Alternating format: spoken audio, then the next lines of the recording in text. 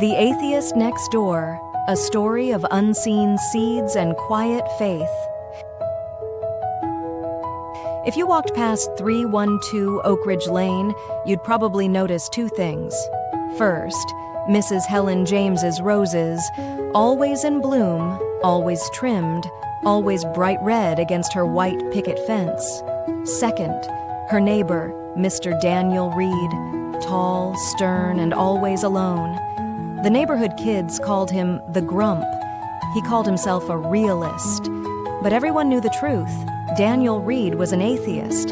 He didn't want prayers. He didn't want small talk. And he certainly didn't want anything to do with Helen James's cheerful "God bless you" every morning. Still, she said it anyway, every day, rain or shine. "Good morning, Daniel. God bless you today." He never responded, not even a grunt. But Helen didn't stop. You see, she believed in something Daniel didn't, the power of planting seeds. Helen didn't preach. She didn't argue. She just lived her faith, quietly and consistently. When Daniel's trash cans blew over, Helen picked them up. When his mailbox leaned, she propped it with bricks. When his wife passed away 2 years ago, she left a small bouquet and a card with one verse handwritten, "The Lord is close to the brokenhearted," Psalm 34:18. He didn't respond, but he didn't throw the card away either. One chilly evening, the power on the block went out. A storm had taken down lines.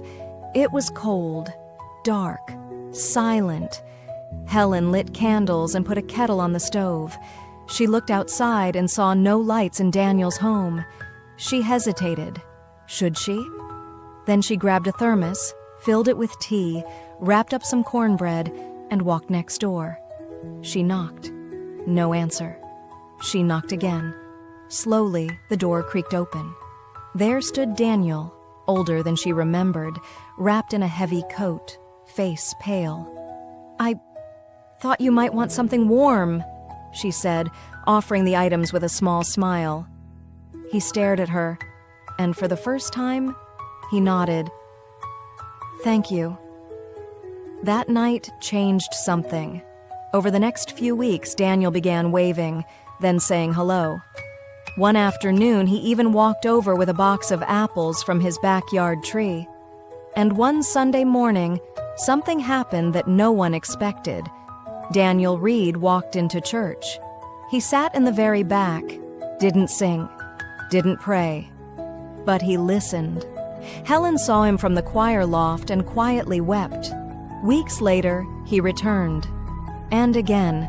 He started attending a senior Bible study, not to participate, just to sit and observe. One day, the group discussed the story of the prodigal son. Someone asked, "Why do you think the father ran to the son?"